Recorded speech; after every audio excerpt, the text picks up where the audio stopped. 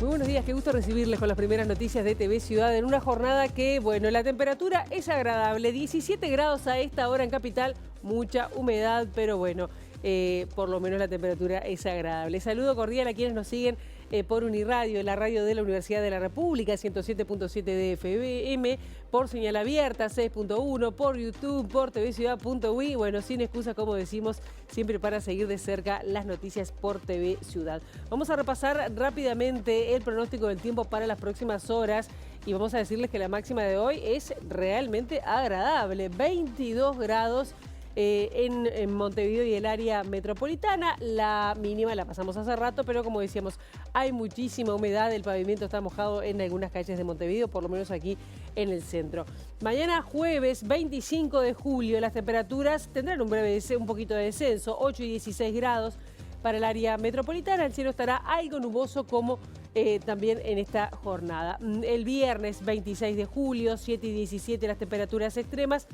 Ya el cielo estará algo nuboso, pero con periodos de claro y no se prevén precipitaciones para estas jornadas que quedan, que estaban diciendo según el pronóstico de Inumet. Tenemos muchos temas para compartir con ustedes hasta las 9 de la mañana y algunos de ellos ya se los adelantamos porque la justicia condenó a 5 años y 2 meses de prisión al alcalde de Cerro de las Cuentas, allí en el departamento de Cerro Largo, por el delito de violación. Fue condenado y en el momento de salir del juzgado, además, amenazó, hizo la amaga de golpear a una periodista que estaba cubriendo ese tema. Vamos a estar profundizando más adelante. El exintendente Pablo Caram renunció al Partido Nacional a pedido del candidato a la presidencia, Álvaro Delgado, lo que deja sin efecto el tratamiento en la Comisión de Ética de ese partido. Lo informó Macarena Rubio, que es presidenta del directorio del Partido Nacional, quien confirmó que será aceptada la renuncia. El Ministerio de Desarrollo Social niega que el programa Vale Emprender, que lleva adelante la ahora exdiputada y condenada por usurpación de funciones Valentina Dos Santos, fuera parte de esa cartera como se manejaba en ese departamento de Artigas. El Senado aprobó el proyecto de ley por el que extiende la licencia paternal. Es una buena noticia para los padres y esto empezará a regir el 1 de enero de 2026. Así que prácticamente en el caso de los privados se duplica la licencia. Y sobre las 8:30 de la mañana vamos a estar hablando de las deudas. Vieron que hay un programa para bueno, quienes tengan, personas físicas que tengan deudas, que puedan llegar a, bueno, a liquidarlas o a refinanciar dependiendo del monto. Bueno, pero vamos a estar hablando con Pablo Andrade, integrante del Consejo Central de AEBU, para que nos explique, bueno, desde otra mirada, quiénes son quienes se pueden acoger a estas deudas, qué sectores, qué personas quedan afuera, con qué deudas quedan afuera que no se contempló en este programa de refinanciación bancaria y de algunas financieras que fue aprobada con la anuencia del Banco Central. Esto será 8:30 de la mañana. Y ahora, ¿qué les parece si abrimos la ventana hacia las calles de Montevideo para, con datos del Centro de Gestión de Movilidad, ver por dónde circular, por dónde no? Bueno, ven, ahí se nota la humedad. No está lloviendo, eso es humedad ambiente.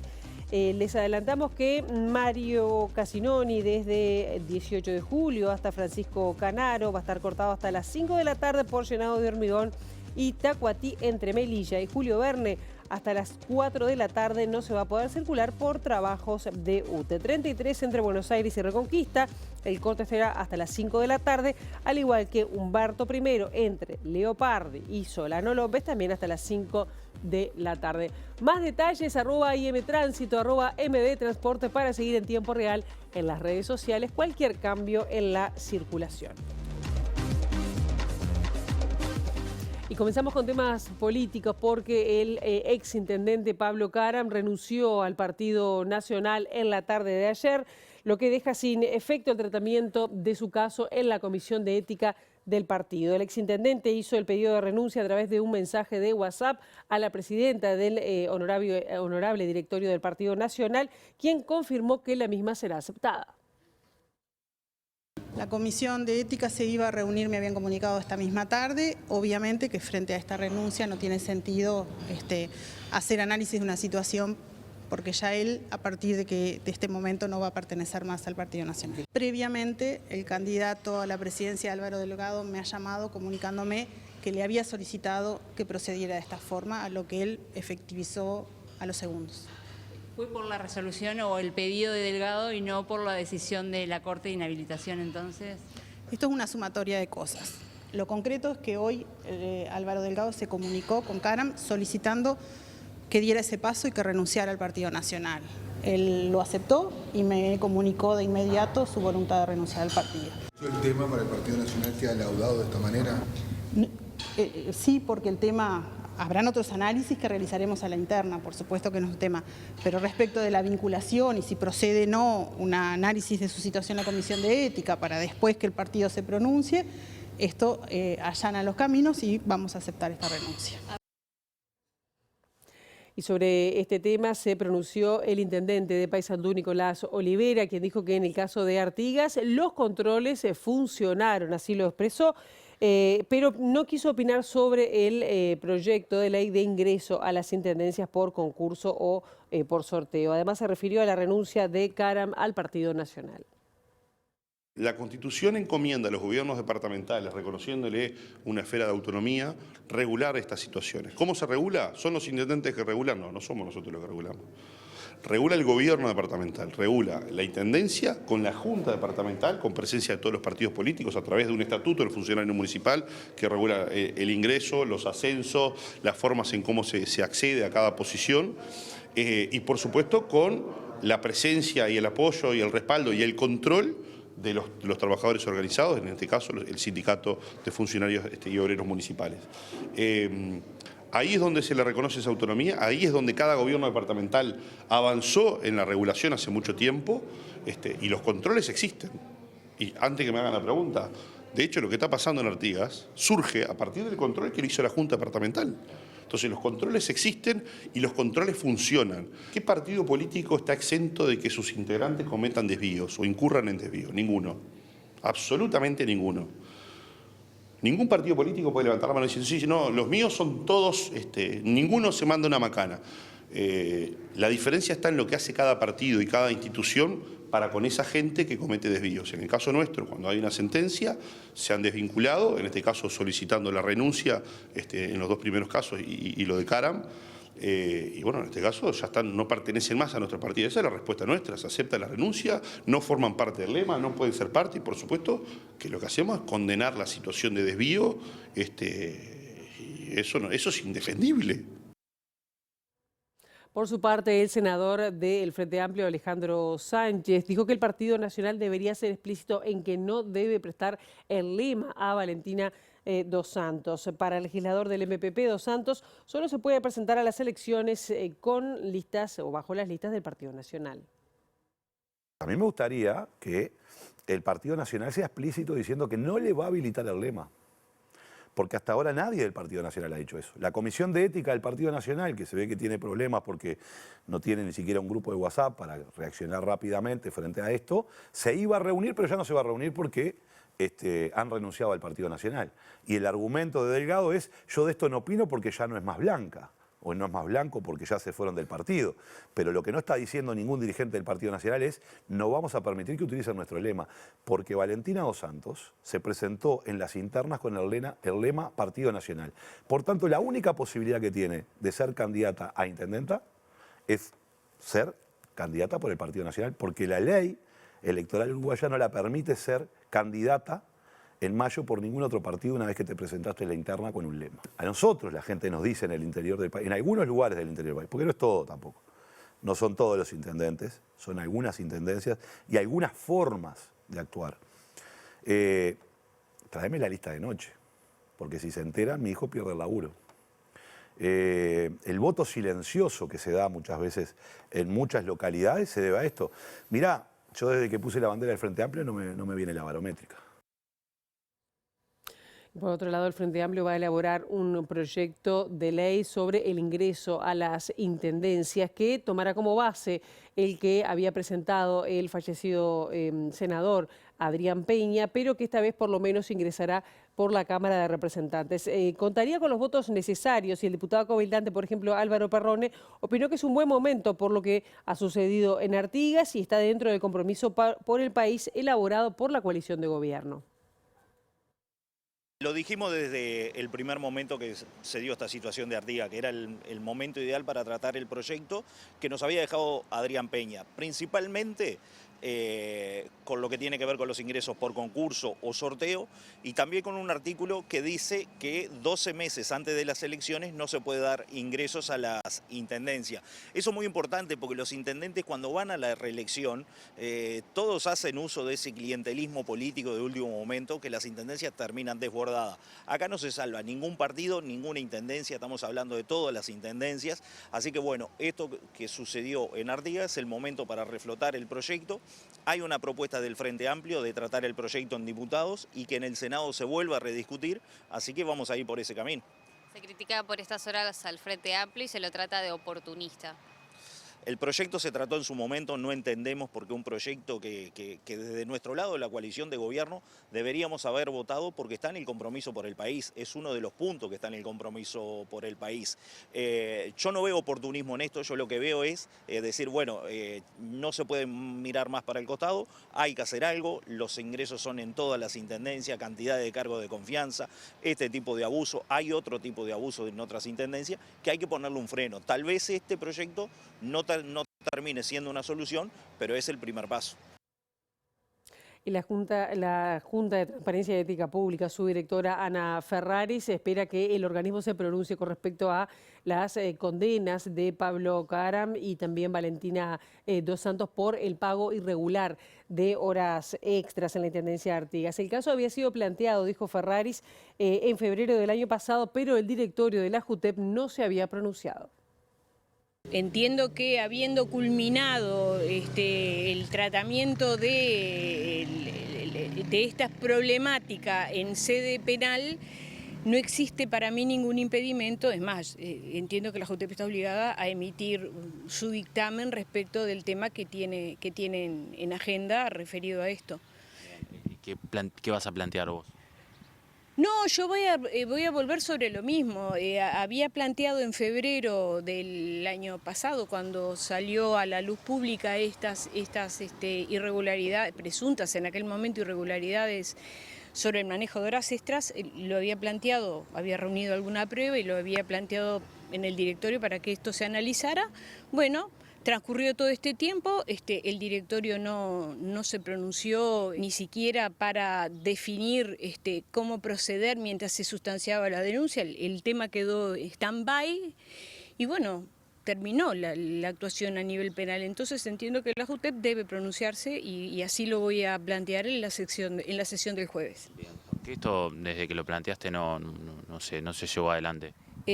No hubo pronunciamiento del directorio. Nosotros en otros casos donde han habido denuncias que a su vez estaban tramitando en paralelo en la justicia penal, la JUTEP ha analizado cada caso y ha resuelto, bueno, mientras la justicia está interviniendo, esperemos. El precandidato presidencial, candidato debe decir, por el Frente Amplio, Yamandú Orsi, dijo que lo que sucedió en Artigas es una perla más en el collar y que además el Partido Nacional y sobre todo el gobierno está tomando medidas cuando los hechos ya sucedieron y son conocidos. El exintendente de Canelones agregó que la situación en Artigas es triste y lamentable. Se toman medidas, salvo algunos ejemplos donde ya alertaron cuando el agua llega al río. No debería ser así. ¿Este es el caso? Si se tomó medidas, ¿se tendría que haber tomado medidas antes? No lo digo yo, lo dicen los propios actores del mismo Partido Nacional, que advirtieron en su momento, y como otras veces más, el gobierno parece no darse cuenta, o parece no importar, o parece minimizar los impactos de algunas actitudes o formas de conducir la cosa pública que tarde o temprano estalla. ¿Deberían modificarse los ingresos a las intendencias? Sí, claro que sí, totalmente de acuerdo, y es la vía legal la que yo considero que es la más adecuada. Aquella vía del plebiscito y ponerlo en la Constitución, eso podía traernos algún ruido. Yo creo que hay que retomar el análisis de la posibilidad de leyes que nos ayuden a encuadrar la cosa.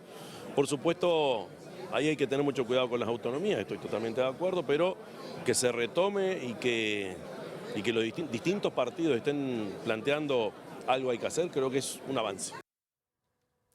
Y la candidata a vicepresidenta por el Partido Nacional, Valeria Ripoll, dijo que el partido, su colectividad, hizo lo que debía hacer y lo hizo con rapidez apenas se pronunció la justicia. Además, reivindicó que desde su rol como dirigente de los municipales a nivel nacional denunció irregularidades. Justificó que este fue el único hecho de corrupción de la administración de la calle Pou.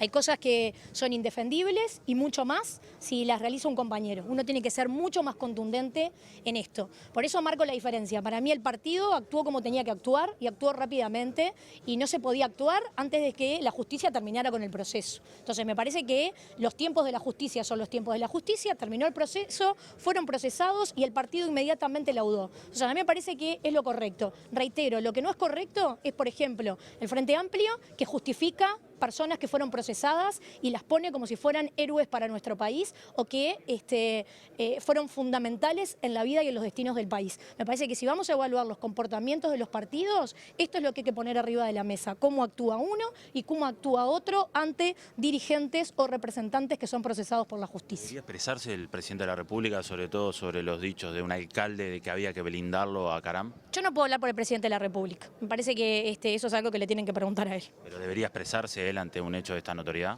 Me parece que es algo que tiene que responder él. Con respecto a esto, es algo que él estará procesando y que verá en su momento cómo lo va a plantear. Pero es algo que tiene que dar él la respuesta.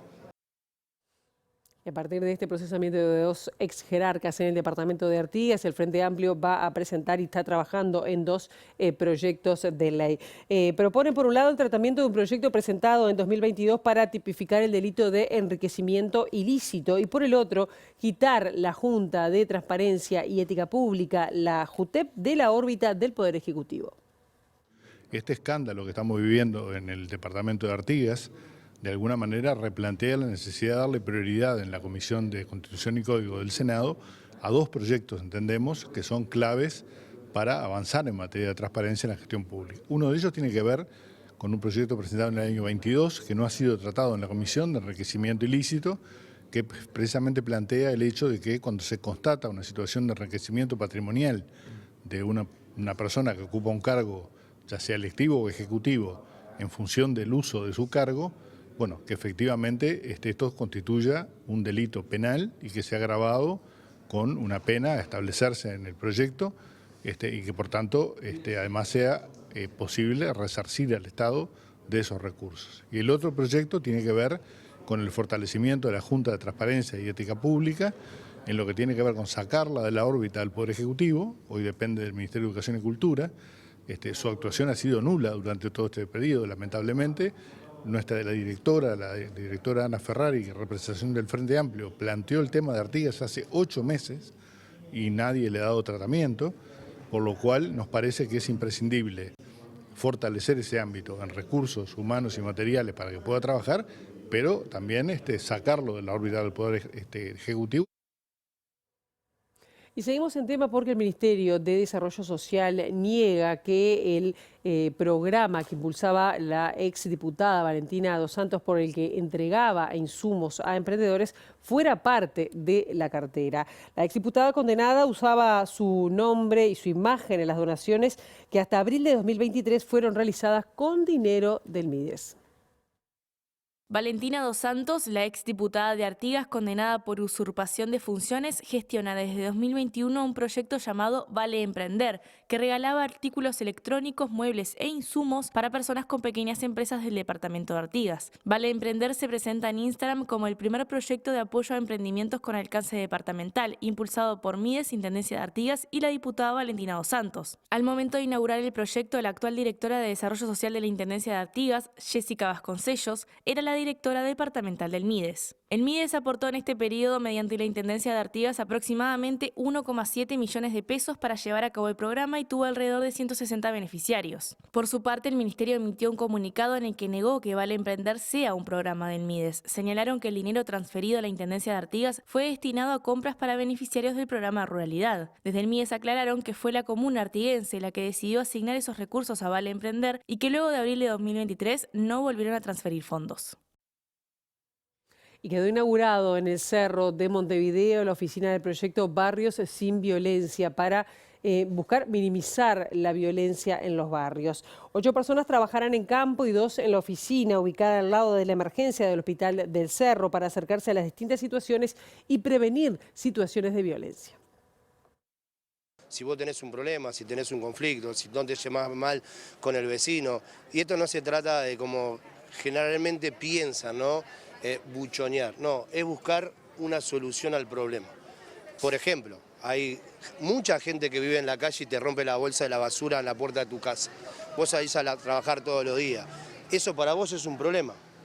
Pero si vos te acercás, decís, vos mirá, a ver qué pueden hacer con este muchacho, déjame decirte que las personas que trabajan en el campo van a hablar con el muchacho y le vamos a buscar la vuelta para que la basura no esté más en la vereda. La idea también es trabajar con las personas que llegan a atenderse a emergencia, por ejemplo, casos de baleados. Sí, claro, ese es el plan. ¿Para qué? Porque esto es como el COVID. ¿Te acordás que el COVID empezó una pandemia y cuando la violencia es igual? Porque si vos me lastimás a mí, de hecho van a buscar venganza. La idea es romper ese ciclo de violencia. Lo que le pasa a muchos de los chicos que tienen violencia es que han aprendido así. No hay otra forma. Ellos no valoran la vida de los demás porque tampoco se valoran a ellos mismos. Y bueno, nosotros tratamos de hacerle la cabeza de que sí valen, de que pueden salir adelante. Y bueno, y particularmente como me ha pasado a mí, que yo estuve del otro lado, pude dejar la vida de delincuencia y bueno, y hoy estamos tratando de ayudar. Vamos ahora a otros temas. La justicia condenó a 5 años y 2 meses de prisión al alcalde de Cerro de las Cuentas en el departamento de Cerro Largo, Humberto Allende, por el delito de violación. Allí lo vemos saliendo del juzgado. Fue denunciado Allende por una mujer de 80 años a la que habría violado en el año 2019. También enfrenta otra denuncia por una supuesta golpiza a un hombre de 78 años. La defensa de Allende apelará a la sentencia y la Fiscalía pidió una medida cautelar mientras se lauda el recurso. Según informó Javier Benech, vocero de Fiscalía, se dispuso prisión domiciliaria con tobillera por 180 días y la imposibilidad de salir del país hasta que eventualmente se presente la apelación y falle el Tribunal de Apelaciones. A la salida del juzgado, en Melo, Allende insultó a la prensa que esperaba afuera de la sede y amenazó con golpear a una periodista que estaba cubriendo el hecho, según informó la periodista Silvia Techera de La Voz de Melo. La trabajadora intentó abordarlo para pedir una declaración y el ahora condenado amagó con golpearla mientras la insultaba saliendo de la sede judicial. Vamos ahora a otros temas porque ayer se presentó un informe en la Institución Nacional de Derechos Humanos y allí se indica que más del 50%, más de la mitad de los organismos no cumple con la ley de afrodescendencia en cuanto a los cupos para el ingreso a la función pública. A 10 años de la norma, el informe elaborado en conjunto con la Oficina Nacional del Servicio Civil establece que en ese periodo debieron ingresar en 10 años 13.000 personas afrodescendientes a la función pública y solo ingresaron 3.000. En 10 años debiesen de haber ingresado por cuota 13.500, te redondeo, 13.500 personas afro al Estado. Ingresaron 3.000. Es decir, que el margen, la brecha entre 13.500 y 3.000 es muy grande. Conclusión 1. Conclusión 2. Muchas de las personas que entraron, de esas 3.000 que entraron en cargos de baja especialización. ¿De acuerdo? O sea, no llegaron a cargos medios o altos. Y tercera conclusión, más del 50% de las organizaciones del Estado no cumplieron con la ley. Entonces, en conclusión, desde el punto de vista de aplicación de la ley 19.122, el resultado viene siendo malo. qué razones explican este fenómeno? Eso fue un poco lo que trató de ver el grupo de trabajo y trató para llegar a recomendaciones, ¿no? Se llegaron a 3 conclusiones básicas.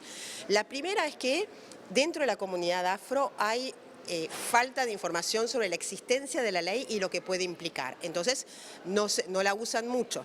Primer punto. Entonces, ahí la recomendación es que tenemos que hacer campañas de sensibilización y dar a conocer mucho más esta ley. El informe también señala que hay desconocimiento por parte de quienes elaboran los llamados, por lo que es necesario capacitar. Además, se concluye que sería necesario generar algún tipo de mecanismo de contralor para quienes acceden a un cargo a través de la ley 19.122 y sean personas afrodescendientes, ya que a través de la autoidentificación se ha visto que acceden personas que no lo son, señaló la presidenta de la institución.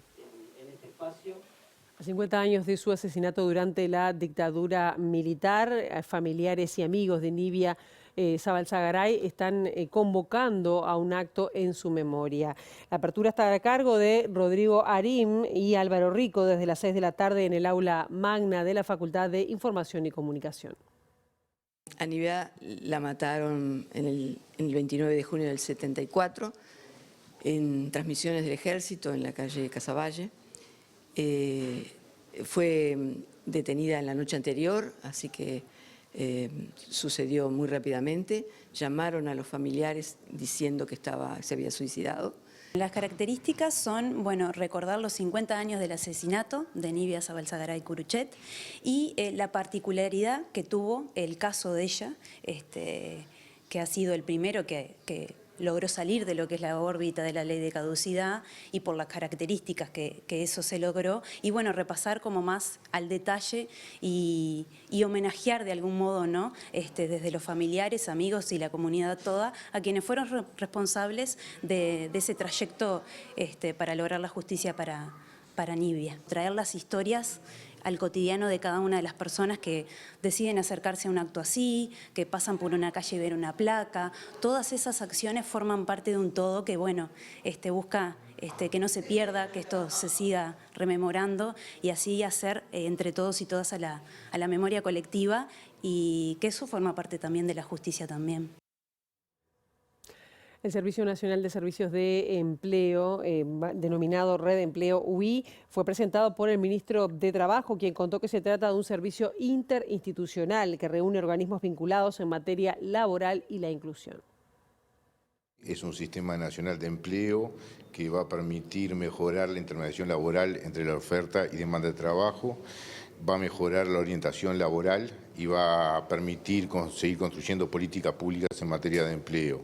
La particularidad que tiene este sistema es, como dice bien su nombre, es una red integrada por organismos públicos y organismos privados, cosa de que haya una unificación en el acceso al mercado de trabajo. Las intendencias formaron parte de todo este proceso porque este proyecto ya se había presentado hace unos meses en Torre Ejecutiva, se celebró un convenio con todos los gobiernos departamentales, pero obviamente los intendentes no todos pudieron concurrir, por eso nos pareció interesante venir al Congreso de Intendentes y hacer una presentación más acabada. Y antes de ir a la pausa les contamos que este lunes se informó sobre el buque pesquero Argos Georgia con bandera de Santa Elena que se hundió a unas 170 millas en las islas del Atlántico Sur. La tripulación estaba integrada por 10 españoles, 8 rusos, 2 peruanos y 5 indonesios. El pesquero naufragó, como dijimos, allí a 170 millas de las Islas Malvinas. El barco tenía 27 tripulantes, entre ellos 2 trabajadores nacidos en Perú, pero nacionalizados en nuestro país. Trabajaban en el barco, como decíamos, 10 españoles, 8 rusos y 5 indonesios, según informó La Voz de Galicia, que detalla que además hay confirmados 8 personas recuperadas, fallecidas y 14 personas rescatadas. Hasta el momento hay 5 personas desaparecidas sin especificar la totalidad de las nacionalidades de las víctimas. Hacemos una brevísima pausa. A la vuelta de la misma vamos a estar hablando de las deudas, sobre todo de este programa que se lanzó en coordinación con bancos privados, financieras y el Banco Central para regularizar la situación y que vuelvan a ruedo algunas personas que tienen deudas hasta 100.000 pesos.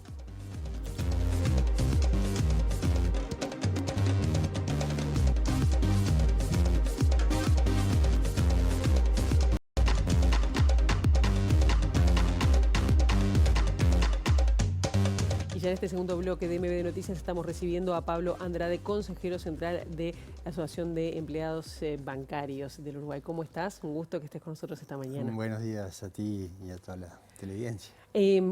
Hace ya unos días se presentó un programa de reestructura de deuda, sobre todo para personas físicas que tienen deudas de hasta 100.000 pesos, ¿no? Con algunas particularidades, pero me gustaría saber cómo están ustedes viendo este programa, ¿no? La primera impresión, que ya por menos más de 30.000 se han acercado a reestructurar su deuda, ¿no? Sí, correcto. Bien, nosotros venimos siguiendo como sindicato el tema del endeudamiento, hemos participado en discusiones parlamentarias y con los actores políticos y con las empresas en distintos momentos por lo sensible que es el tema, por lo importante, por cómo ha crecido el fenómeno. Recordemos que tenemos más de 800.000 personas en categoría 5 en el Banco Central y 1 millón de personas en el clearing de informes con información negativa. Lo cual hace que el problema sea importante para la sociedad, para la economía y para la calidad de vida de los uruguayos. Entonces hemos seguido el tema y esta es una medida que toman las empresas en una coordinación que realizan con el Banco Central para generar una parte de una solución. ¿Sí? Es una contribución antes de seguir, a la solución. Pablo, cuando decís de grado 5, ¿no? Sí. Que la gente sepa de qué estamos hablando, porque uno dice, bueno, son deudores irrecuperables. Es correcto. El sistema tiene dos áreas que controla o mira el endeudamiento de la gente. ¿Sí? Uno es el clearing de informes, que es una empresa privada, ¿sí? A la cual las empresas, todas las que dan crédito, mandan allí información sobre las personas. Otro es lo que controla el Banco Central. El Banco Central recibe información de algunas empresas del sistema financiero y las categoriza. Cuando una persona tiene determinado atraso, pasa a categoría 10, cuando ese atraso continúa, pasa a categoría 5. Bien. ¿Qué implica categoría 5? Implica dos cosas. Primero, que cualquiera que le quiera prestar a esa persona sabe que ese es un deudor que tiene una deuda que no ha pagado, ¿sí? Eso conlleva que una empresa financiera, para prestarle a esa persona, tiene que guardar lo mismo que le presta aparte. Tiene que guardarlo separado, entonces ese crédito vale el doble. Le presto la plata, pero al mismo tiempo tengo que tener guardado eso. Ese es un elemento importante para ver cómo afecta este movimiento. Lo segundo que tiene la categoría 5 es que hace que esa deuda, ¿sí?, pasa a una situación que debe ser castigada por las empresas. Castigada es que la manda a pérdida. ¿No? Yo te presto a ti, tú caes en categoría 5 y yo tengo que mandar a pérdida después de determinado tiempo ese crédito. ¿Qué sucede, por ejemplo, con los bancos? En realidad, toda esta población que en 2022 pasó a categoría 5 y aún está, los bancos la han tenido que mandar a pérdida. ¿Sí? ¿Por qué? Porque si no tenían que guardar ese dinero, o porque sus casas centrales o el Banco Central le impuso que fueran a pérdida. Por lo cual, este colectivo de clientes que están en los bancos ya fue dado por perdido y todo lo que se recupere de ese dinero es ganancia para el banco, ¿sí? Por lo cual, los bancos en esta medida de alguna manera generan determinado beneficio. Cuando hablamos de este colectivo de 750.000 personas, solamente el 10% se encuentra en los bancos. Y la mitad de ese 10% está en el Banco República. Por lo cual, es una solución cuyo centro no está en los bancos privados, ¿sí? No es una contribución esencial de los bancos privados, sino es una contribución fundamentalmente del sector de las financieras, ¿sí? Cuando hablamos de financieras son todas esas pequeñas administradoras de crédito, medianas, 5 de las cuales son propiedad de los bancos, porque también trabajan en ese segmento, pero hay varias que son empresas financieras que son las que hacen el esfuerzo mayor porque ellos prestaron con dineros propios y ahora intentan recuperar una parte de eso. Quiere decir que este programa que se puso en funcionamiento abarca a una parte pequeña de estos 800.000 deudores irrecuperables. Sí. Relativamente pequeña, digamos. Quedan muchos fuera. Quedan muchos fuera. Hay un tema que es el siguiente. La gente que está sobreendeudada generalmente tiene deudas en muchas empresas, porque para atender sus necesidades fue recorriendo diversos financieros. Nosotros tenemos cerca de 80 empresas que no están participando del programa, aunque se pueden sumar al programa voluntariamente. ¿Está? Entonces, vamos a atender a esa población tal vez se la atienda parcialmente. Algunas de sus deudas sean canceladas porque entraron en este programa y otras deudas permanezcan, ¿sí? Entonces, esas realidades tenemos. Si nosotros tomamos en cuenta que el 20% de los uruguayos vive endeudándose para sobrevivir, esos son los sectores más vulnerables, ¿no? Son 300.000 personas que de alguna manera no solo deben, o esta solución no los va a alcanzar totalmente, deben en muchos lugares porque su dinámica de vida los obliga a estar endeudados para sobrevivir, ¿sí? Entonces, tenemos un escenario en el cual esta es una contribución, en términos de cantidad, va a ser parcial. Claro. Ahora, cuando yo pienso que si hay 700.000, más allá de que no abarque a todos, es un número importante, y solo poco más de 30.000 se acercaron, ¿qué es? ¿Es una situación que no convence, que no sirve? ¿Qué pasa que no se acerca? Tendría que ser un aluvión de gente, ¿no? No, sí, ahí tenemos que ajustar el dato en el sentido Han consultado más de 120.000, 150.000, ¿sí? 30.000 son las que ya se sumaron, ¿sí? Si a eso le agregamos que hay cerca de 100.000 que automáticamente, por tener deudas menores a 5.000, pueden cancelar automáticamente, el stock puede ser más grande, la cantidad de gente puede ser más grande. Ahora bien, vamos a tener situaciones diversas, muy variadas, porque nosotros hablamos de 700.000 personas, pero las deudas son 1,5 millones. Claro. Por lo cual va a haber gente que le cancelen una deuda que tiene con una institución de menos de 5.000 pesos, pero mantenga otras deudas con otros actores por más de 5.000 y ahí tenga que refinanciar, ¿sí? Refinanciar le implica a esa persona empezar a pagar una cuota, y cuando hablamos de los sectores más vulnerables no están en condiciones de pagar ninguna cuota. Puede hacer un gran esfuerzo para decir, bueno, voy a intentar salir para volver a ser sujeto de crédito, que es lo que cambia esta regulación. El segundo elemento, el segundo componente que me parece importante, relevante que la gente entienda es, con esta medida lo que hace es que un colectivo de gente va a poder volver al sistema a pedir crédito, ¿sí? Se va a poder volver a endeudar, ¿no? Por lo cual, hay una fuente de negocio que es recuperar algo de lo que mandé a pérdida y una siguiente que es intentar que más clientes vuelvan a ser sujetos de crédito. Y ese es un segundo componente que tiene esta solución.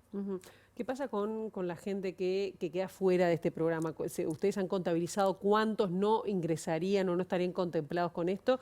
Y por otro lado te pregunto, ¿qué pasa con el clearing de informes? ¿Esta gente saldría del clearing de informes, que sabemos que a veces estar en el clearing, complica la vida, ¿no? La gestión de créditos y otras actividades? Sí, es correcto.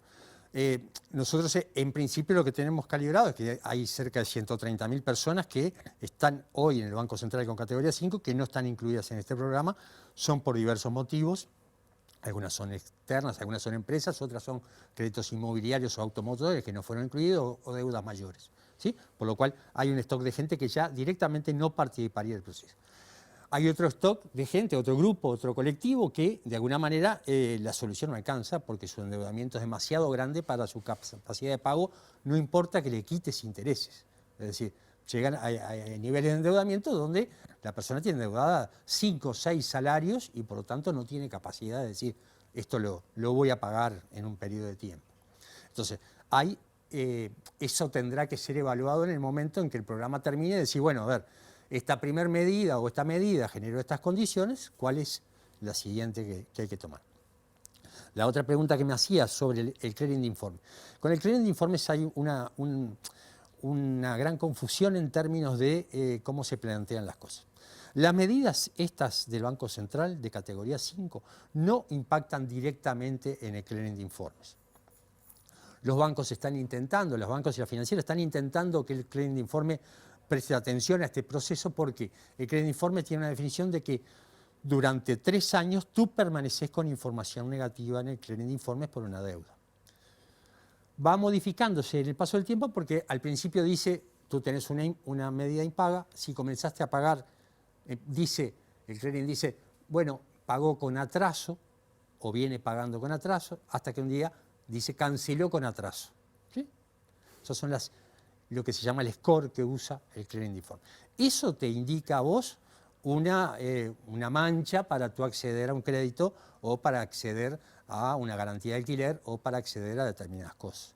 Sí, inclusive para inscribirse a un colegio te lo piden. Hay lugares que, sí, ya hay instituciones que piden ese tipo de cosas para esa información. Entonces, pero con el clearing de informes se genera mucha confusión. Por ejemplo, cuando Cabildo Abierto largó su plebiscito, una de las cosas que decía era para salir del clearing de informes. No, el plebiscito de Cabildo no te saca del clearing de informes tampoco.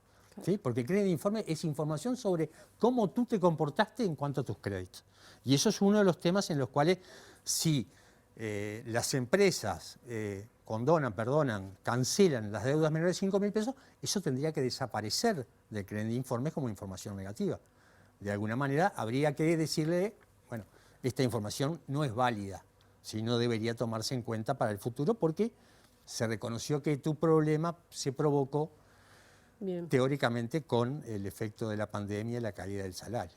Tenemos que cerrar solo para decir, pero vamos a cuenta de más, ¿no? Porque este tema va a seguir, pero ¿dónde consultar? ¿Dónde poder...? Consulta deudas. Consulta deudas, ahí va. Es bien importante que la gente tenga en claro porque han habido problemas graves en términos de información y seguridad. Hace poco el Banco Santander, tuvo una fuga de seguridad muy grande que pone en riesgo a todos sus clientes, ¿sí? No van a recibir comunicaciones de nadie diciéndoles que ingresen allí, ¿sí? Ahí le van a pedir teléfono y cédula. Es información relevante que la van a estar volcando, pero solo dentro de esa página. Es muy importante para que la gente...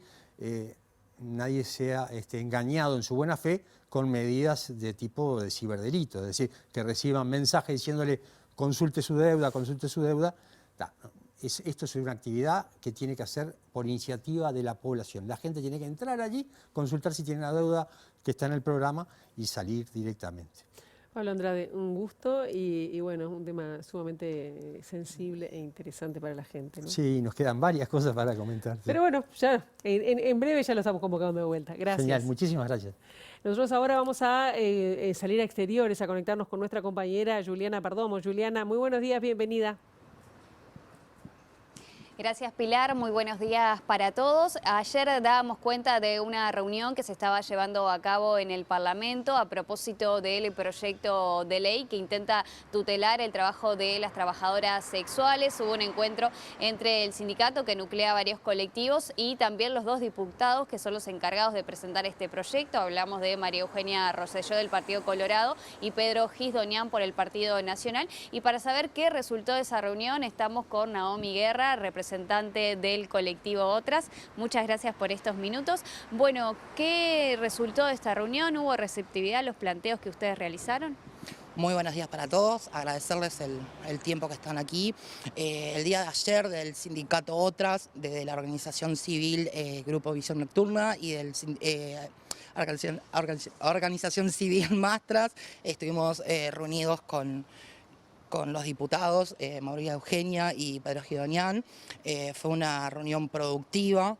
Nosotros pusimos en claro los puntos que veíamos que no nos acaparaban dentro de su presentación, de la nueva presentación que ellos hicieron de la coalición de la modificación de ley, y allí tuvimos una reunión, una charla extensa, donde ellos nos trataron de explicar por qué habían hecho esa modificación, de qué punto habían hecho la presente modificación, y donde nosotras también intervenimos como sindicato y las demás asociaciones civiles para explicarles lo que no nos servía a nosotras y a las demás compañeras y compañeros que ejercen el trabajo sexual de esa presente modificación. ¿Acordaron seguir dialogando? ¿Habrá más reuniones?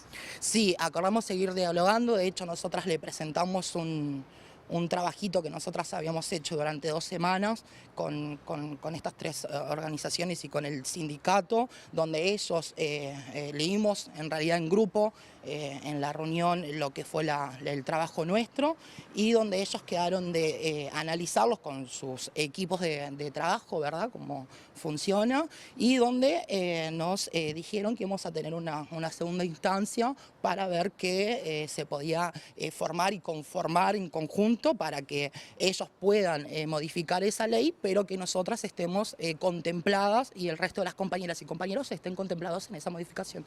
¿Esta propuesta que entregaron toma ideas de lo que fue el proyecto que se presentó en 2021? toma algunas ideas, de hecho nosotros usamos como esqueleto la modificación que ellos presentaron junto con la modificación que habíamos presentado en 2021, junto con otra modificación que habían presentado 36 compañeras organizadas en 2007 y que tuvo 8 intervenciones en el Parlamento, y de ahí surgió el proyecto de modificación nuestra de las organizaciones civiles que presentamos hacia el Parlamento. Ante esta receptividad, ¿no va a haber necesidad de realizar algún tipo de movilización como ya lo han hecho en los últimos días? Por ahora creemos que no, vamos a estar a la espera de lo que ellos decidan, ¿tá? Como dije anteriormente, quedaron de volvernos a llamar para estar reunidos y para saber cómo se va a conformar realmente la modificación de ley, y vamos a estar en espera de eso. Para finalizar, ¿hubo interés de otros partidos políticos en conocer sobre esta propuesta? Hubo interés, están todos los partidos interesados en realidad, pero realmente los que presentaron y lo que surgió, todas estas movilizaciones que hemos hecho estos días, fue la de Pedro y la de María Eugenia junto con Sodano, y fue por ahí que nosotros estuvimos trabajando. Muchísimas gracias. Muchísimas gracias a ustedes. Bueno, Pilar, ya tenían este resumen de lo que fue la reunión de la pasada jornada. Vamos a seguir trabajando y a la espera de lo que resulte en las próximas reuniones.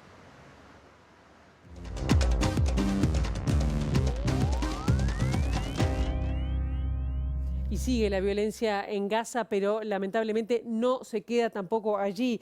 En Cisjordania, el otro territorio palestino sometido a una ocupación militar israelí, al menos 7 personas murieron en varias redadas durante la madrugada del martes. La violencia del ejército israelí no se queda en Gaza. En Cisjordania, el otro territorio palestino sometido a una ocupación militar, al menos 7 personas murieron en varias redadas israelíes durante la madrugada de este martes. 2 víctimas se registraron en Hebrón y 5 aquí, en Tulkarem. Según Israel, entre los eliminados en sus ataques se encuentran el comandante de Hamas en el campo de refugiados de Tulkarem y el comandante de las brigadas de los mártires de Al-Aqsa. Ambos murieron a causa del bombardeo de un dron. De su lado, la Media Luna Roja denunció que Israel impidió el paso de sus equipos para atender a las víctimas de los bombardeos del campamento. Durante las redadas también murieron una mujer, un hombre de 55 años y una última persona cuya identidad no ha trascendido. Además, la Media Luna Roja trasladó al hospital Tabet Tabet a 3 heridos, uno de ellos en estado grave.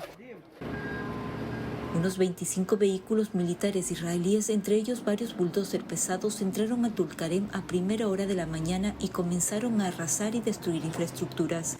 Además, utilizaron escombros para tapar el acceso a las viviendas y bloquear callejones del campamento de refugiados. Si bien el núcleo de las milicias palestinas en Cisjordania es Jenin, en los últimos meses Tulkarem y su aledaño campamento de refugiados Nur Shams se han convertido en el objetivo de las redadas del ejército israelí. Bien, y hasta aquí llegamos con esta primera edición. Ahora ustedes quedan en compañía de Ciudad Viva. La actualización informativa será a las 13, a las 18:55 y nosotros volvemos mañana bien tempranito con las primeras noticias de TV Ciudad a las 8 en punto. Pasen ustedes muy bien, buena jornada.